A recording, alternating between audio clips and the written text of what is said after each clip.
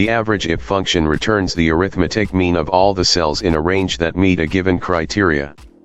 Let's see how it works. Select the cell. Type equal. AVERAGEIF. It returns the arithmetic mean of all the cells in a range that meet a given criteria.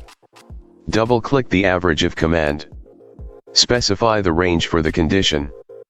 It can be one or more cells to average, including numbers or names, arrays, or references that contain numbers. Type comma. Inside quotation marks, specify the criteria. The criteria is in the form of a number, expression, cell reference, or text that defines which cells are averaged. Criteria checks if a cell value is greater than, smaller than, or equal to another cell value.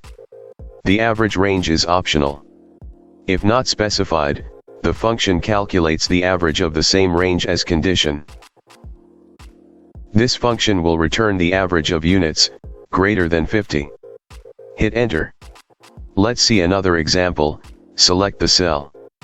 Type equal. AVERAGEIF. Double-click the AVERAGEIF command.